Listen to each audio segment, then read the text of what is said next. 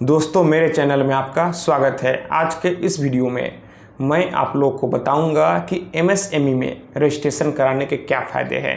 अगर आपका proprietorship firm है या फिर पार्टनरशिप फर्म है या फिर अगर आपने कंपनी ही बनाया हुआ है, आपने प्राइवेट लिमिटेड बनाया हुआ है, तो भी आपको एमएसएमई में रजिस्ट्रेशन करा लेना चाहिए। इसके कई सारे आपको बेनिफिट मिलेंगे। जी हाँ, सरकार का शुरू से यही मोटिव रहा है कि जो छोटे व्यापारी हैं उन्हें बढ़ावा दिया जाए, उन्हें आगे बढ़ने का मौका दिया जाए। और फिर एमएसएमई के रजिस्ट्रेशन के माध्यम से सरकार उन लोगों को विशेष छूट देती है जो एमएसएमई में रजिस्ट्रेशन कराए होते हैं।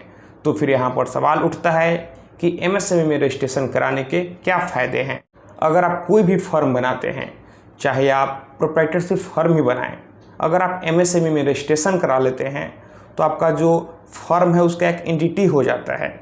एमएसएमई यह साबित करेगा कि आपने प्रोप्राइटरशिप फर्म बनाया है और फिर एमएसएमई के आधार पर भी बैंक अकाउंट खुल जाता है।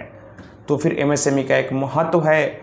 एमएसएमई में अगर आप रजिस्ट्रेशन करा लेंगे, अगर आप प्रोप्राइटर हैं, तो फिर आपका प्रोप्राइटरशिप फर्म बन जाएगा। फिर अगर आपने एमएसएमई में रजिस्ट्रेशन कराया हुआ है तो फिर आपको कोलेटरल फ्री लोन मिलता है। मेरा कहने का मतलब यह है कि अगर आपने एमएसएमई में रजिस्ट्रेशन कराया है तो फिर आपको मॉर्गेज में कुछ भी रखने की ज़रूरत नहीं है।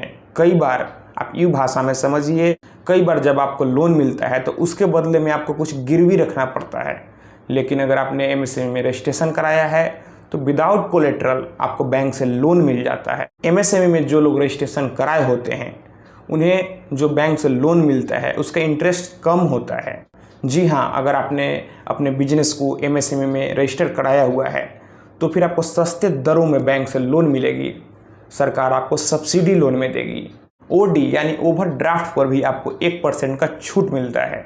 वहीं अगर आप अपने बिजनेस को ट्रेडमार्क करवाते हैं, पेटेंट लेते हैं, तो जो गवर्नमेंट का ट्रेडमार्क में पेटेंट रजिस्ट्रेशन में फ़ी होता है उसमें भी आपको 50% तक का छूट मिलता है। तो दोस्तों, आप शॉर्टकट में यही समझ लीजिए कि अगर आपने अपने बिजनेस को एमएसएमई में रजिस्ट्रेशन कराया हुआ है तो सरकार का जो भी योजना आएगा, जो भी सब्सिडी आएगा, आपको उसका बेनिफिट मिलेगा और आपको बैंक से लोन लेने में भी आसानी होगी और लोन का जो इंटरेस्ट रेट होगा वह भी कम होगा। तो दोस्तों, अगर अभी तक आपने अपने बिजनेस को एमएसएमई में रजिस्टर नहीं कराया है तो फिर आप आज ही अपने बिजनेस को एमएसएमई में रजिस्ट्रेशन करवा लें।